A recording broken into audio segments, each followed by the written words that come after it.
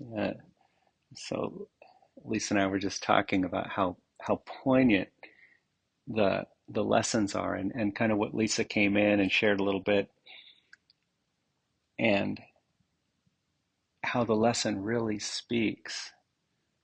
And the lessons themselves is a response to our call for love. That's all it is.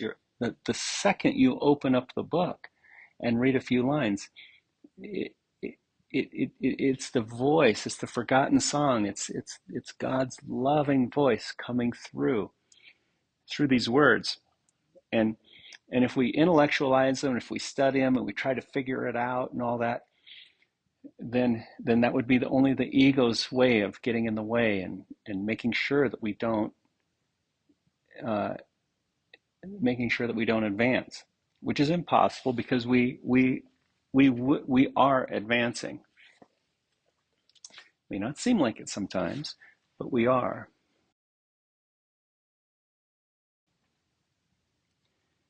So we have so God has called, and we are answering. There's that line in the Bible that says, "All are called, but few are chosen." I think that's the line. All are called, and few are chosen. But the course, Jesus in the text corrects that, and he says, "All are called, few choose to listen." Yeah. So we're listening. We're answering the call.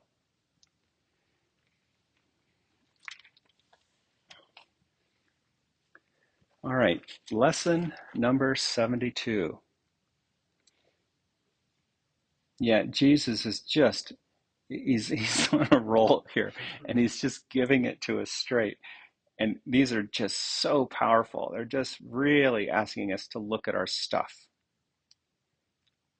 Now have a comfortable seat like Lisa here. Let's have the Sukhasana shape on the floor. Just have the heels out by the knees. Rely on the wall for a moment. Lesson 72, holding grievances is an attack on God's plan for salvation.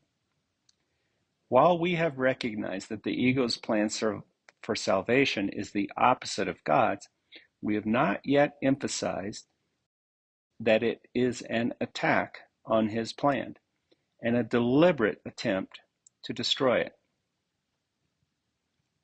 In the attack, God is assigned the attributes which are actually associated with the ego, while the ego appears to take on the attributes of God. You've ever read defined details on your insurance policy? The insurance policy does not cover acts of God, as if God is in charge of the most malicious things. We're not going to cover acts of God,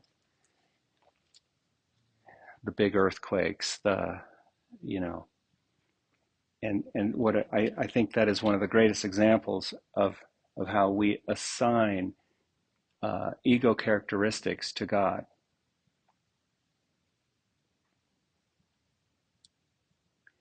And then narcissism, extreme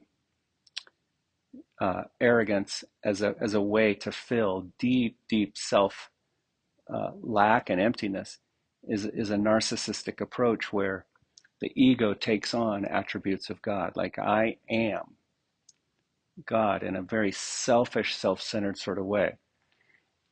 So, and we all have that narcissistic quality to some degree. Otherwise, we wouldn't be here. So all that sort of the way that we take on God's characteristics and assign the ego characteristics to God, that big, huge role reversal is what we want to undo. Then we get to be happy and peaceful. Slowly curve forward.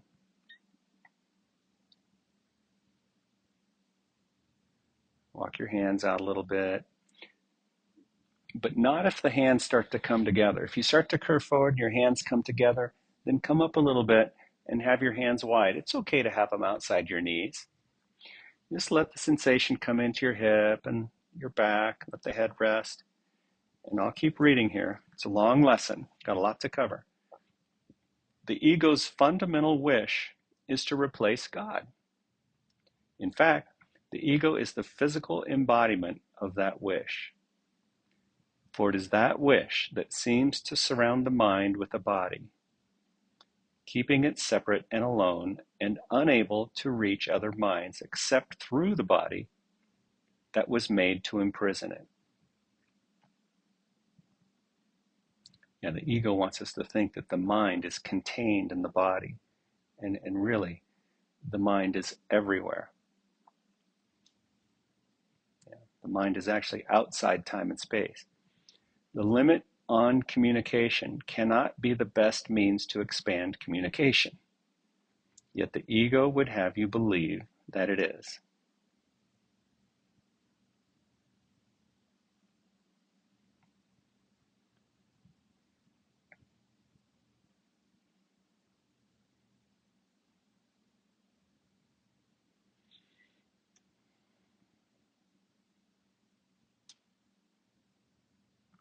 Slowly raise yourself up.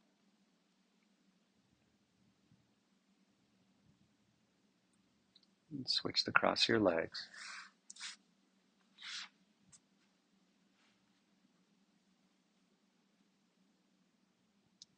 The limit on communication cannot be the best means to expand communication, yet the ego would have you believe that it is.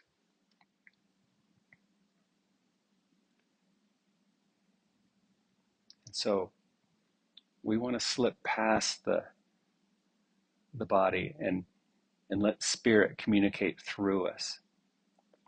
It says, although the attempt to keep the limitations that a body would impose is obvious here, it is perhaps not so apparent why holding grievances is an attack on God's plan for salvation. But let us consider the kinds of things that you are apt to hold grievances for. They are not always associated with something a body does. Oh, it's a question. Are they not always associated with something a body does? A person says something you do not like. He does something that displeases you. He, quote unquote, betrays his hostile thoughts in his behavior.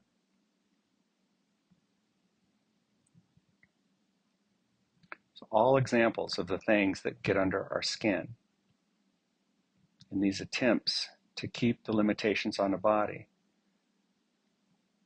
we actually end up reinforcing the body. Slowly curve forward.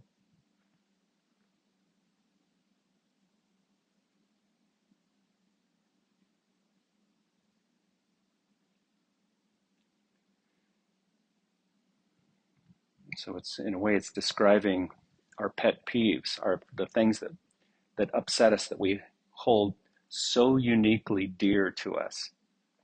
It says you are not dealing here with what the person is. On the contrary, you are exclusively concerned with what he does in a body. You are doing more than failing to help in freeing him from the body's limitations. You are actively trying to hold him to it by confusing it with him and judging them as one. Herein is God attacked. For if his Son is only a body, so must he be as well. A creator wholly unlike his creation is inconceivable. If God is a body, what must his plan for salvation be? What could it be but death? In trying to present himself as the author of life and not of death, he is a liar and a deceiver, full of false promises and offering illusions in place of truth. Slowly raise up.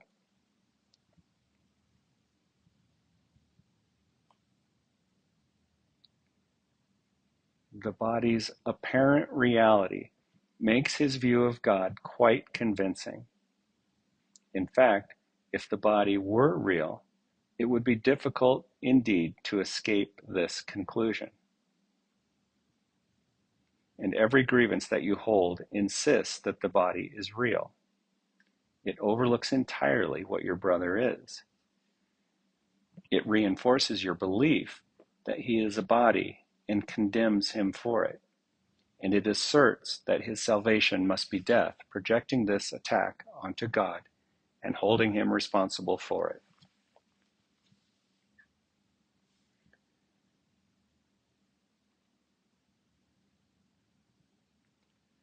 Oh, it's heavy stuff. There's a section in the text that asks us to look at the picture instead of the frame around it.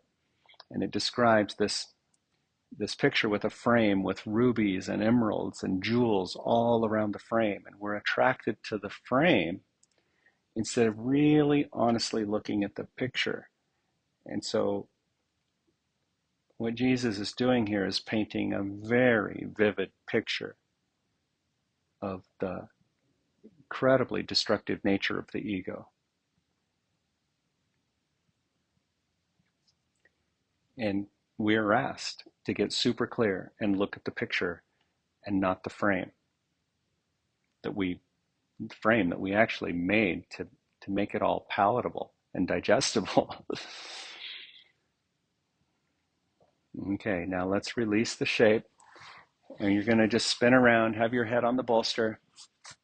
We'll be using the strap again. Head on the bolster, knees bent, feet on the floor. Bring the strap around the ball of the right foot and extend your leg up and away. Have the right knee the same height as the left. Good. Open the sole of the foot, firm your thigh. Press the knees together a little bit. Good. Just have the shape here a moment. And press the knees, extend the heel. See if you can drop the shoulders a little bit.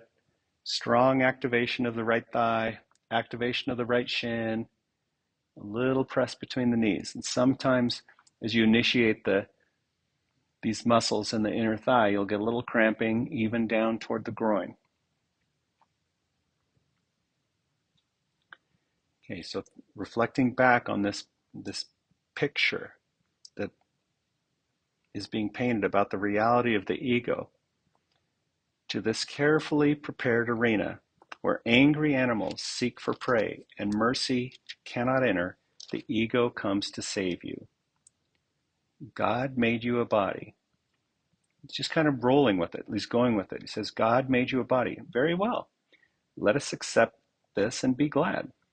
As a body, do not let yourself be deprived of what the body offers. Take the little you can get. God gave you nothing. Your body is your only savior. It is the death of God and your salvation.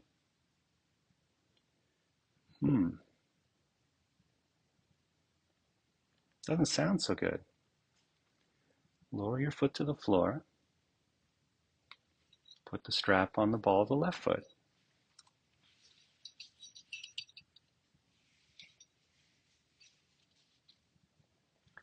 Left knee the same height as the right. Firm your thigh. Reach away through the heel. A little recap. The body is your only savior. It is the death of God and your salvation. So we switch it all around. We make we make the body real. We give it the attributes of God, and then assign ego characteristics to God, which is basically killing God. This is the universal belief of the world you see. Some hate the body and try to hurt and humiliate it. Others love the body and try to glorify and exalt it. But while the body stands at the center of your concept of yourself, you are attacking God's plan for salvation and holding your grievances against him and his creation, that you may not hear the voice of truth and welcome it as friend. Your chosen Savior takes his place instead, your body. It is your friend. He is your enemy.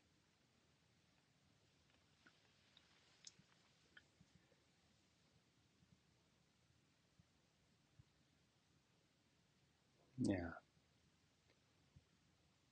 Just notice all the stuff that comes up. And go ahead and lower your foot to the floor. We're going to use the strap again in a second, but rest.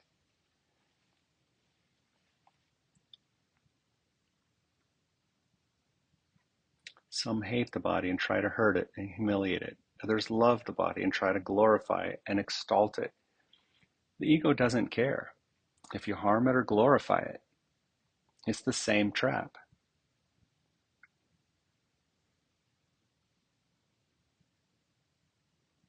You think about fitness trends and even trends in the world of yoga and how we tend to glorify the body.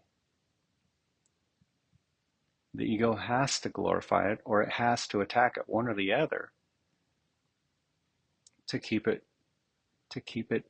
quote unquote real.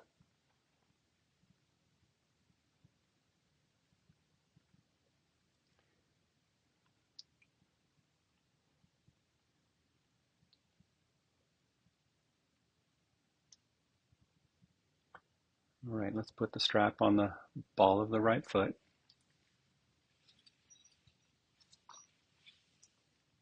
Extend the leg up and away.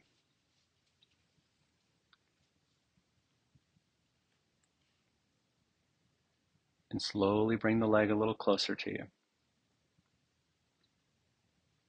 That's it. Don't go for a stretch, go for a depth. See if you can get to the bones.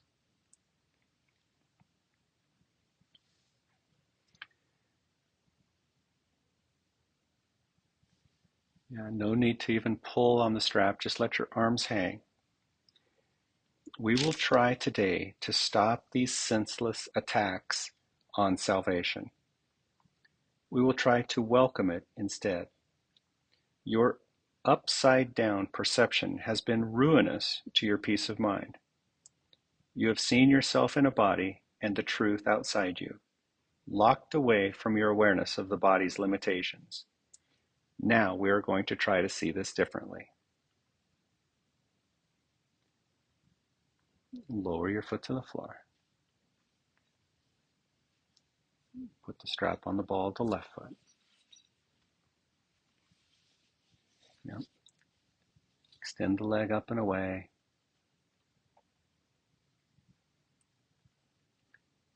Active in the thigh, active in the shin muscles. Slowly bring the leg a little closer.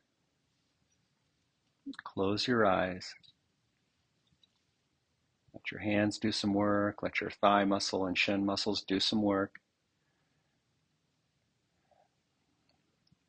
But rest your mind, rest your heart. We're not here to make a better body.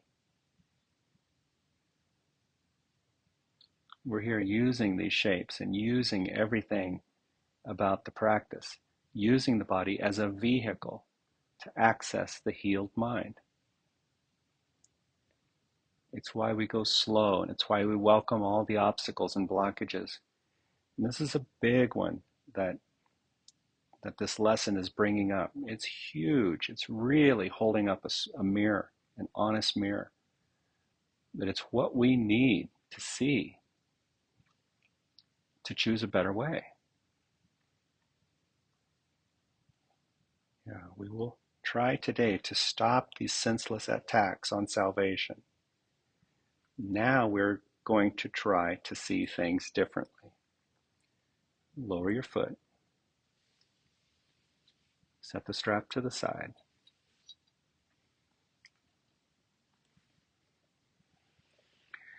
Let's go for a wrap around the bolster with your arms.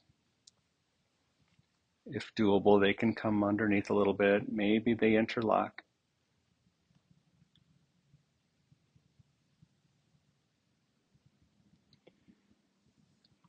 And then cross the right leg in front of the left here. No, just slide. So let's start by bringing the soles of the feet together. That's a kind of a starting point. But then slide the right leg in front of the left. It's the Sukhasana shape, but reclined. All right. And if doable, you'll let the shape become passive.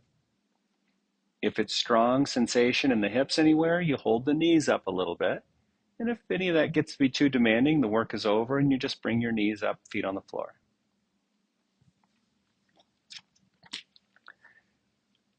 The light of truth is in us, where it was placed by God. See, we're making the turn now. It is the body that is outside us, and it is not our concern. Oh, the body is not our concern. The mind is. The mind is. The mind is where it's at. To be without a body is to be in our natural state. See, but we put one foot in front of the other. As long as we believe we're here, we have to deal with bodily functions. We got to feed it. We got to take care of it. We got to do these things. But now we do it from this place of wholeness. We let God's plan for salvation, we let that direct us through our lives. And it doesn't mean we stop doing our yoga. It doesn't mean you stop riding your bike or doing those things, but now they become a little less important. To be without a body is to be in our natural state, spirit. That's our natural state. To recognize the light of truth in us is to recognize ourselves as we are, spirit. To see ourselves as separate from the body is to end the attack on God's plan for salvation and to accept it instead. And wherever his plan is accepted, it is accomplished already.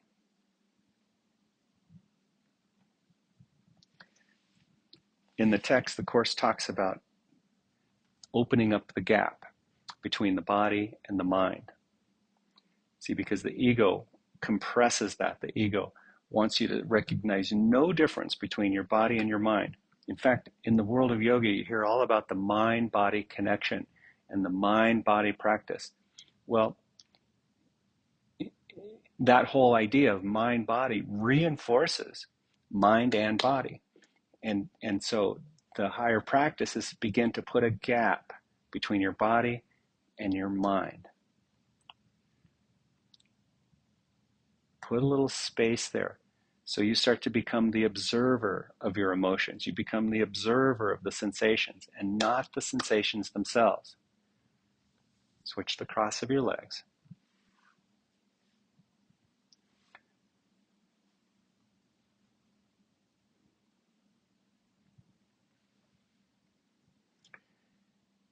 Our goal in the longer practice periods today is to become aware that God's plan for salvation has already been accomplished in us. To achieve this goal, we must replace attack with acceptance. As long as we attack it, we cannot understand what God's plan for us is. We are therefore attacking what we do not recognize. Now we are going to try to lay judgment aside and ask what God's plan for us is.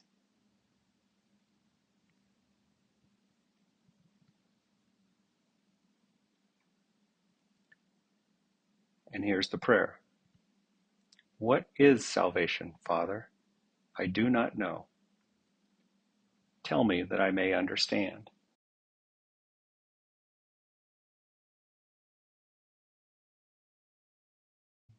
Just raise the knees, have your feet on the floor.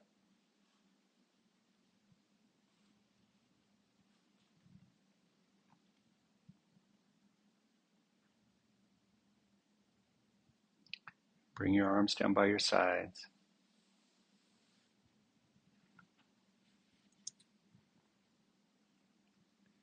And if you feel like stretching out your legs, push back, stretch out your legs. Just have a comfortable way to lie on the floor here.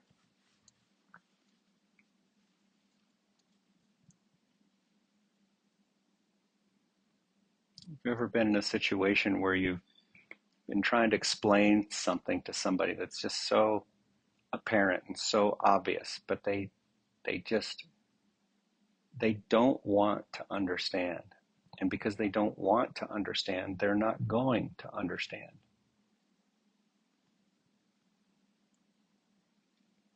That's the ego. in charge of the situation. It's in charge of the situation because it's afraid of a better way. But that's exactly what we're doing with God's plan for salvation. It's just waiting there to be known. The guidance is waiting to be heard.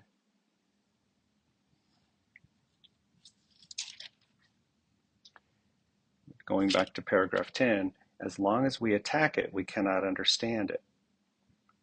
We are attacking what we do not recognize. And most of this happens at an unconscious level. That's why we have the yoga. It's why we have the practice. It's why we have these words, because we've got to bring up the resistance. We got to look at the resistance, which always comes through as an attack on God's plan.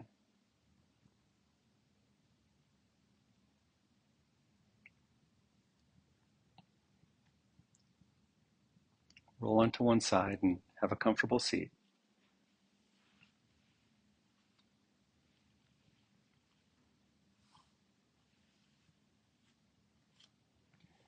It says we have attacked God's plan for salvation without waiting to hear what it is. We have shouted our grievances so loudly that we have not listened to his voice. We have used our grievances to close our eyes and stop our ears. Now we would see and hear and learn. This is salvation, Father. Ask and you will be answered.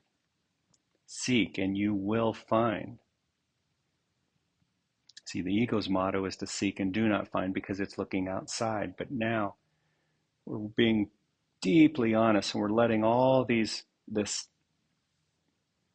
ugly picture that the ego doesn't want us to really see, we're bringing it to the light. And now we know where to look for salvation within. We are no longer asking the ego what salvation is and where to find it. We are asking it of truth. Be certain then that the answer will be true because of whom you ask. God. Whenever you feel your confidence wane and your hope of success flicker and go out, repeat your question and your request, remembering that you are asking of the infinite creator of infinity, who created you like himself.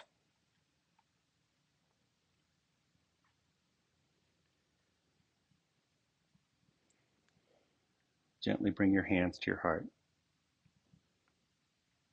And let's just recognize the deep, deep humility that this lesson is asking of us. It's the power of humility to just soften the ego and soften our self-construct. Soften the resistance to some of these words. And then we ask from a place of depth and truth, what is salvation? I do not know. Tell me, Father, that I may understand.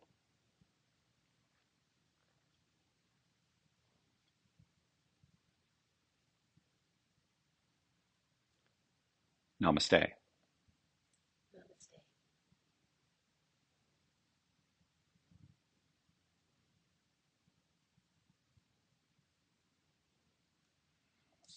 Okay. Yeah, there's in the text, the course, Jesus says two things in different places. He says, on one level, he says, you've come farther than you think. And then in another place, he says, you haven't come as far as you think you have. And so this is the journey, right? You're starting to see the undoing is recognizing the ego and getting super clear on how it works against us. So we can see that voice come up inside us and say, no, no, no, no, no, not this time. I'm not going there. It's too painful. And so it's moving us to the love and light. So we're going to get these lessons periodically that really drop us in. And then trust, we're going to be lifted back out. Yeah, it's the whole idea. All right. Thanks so much.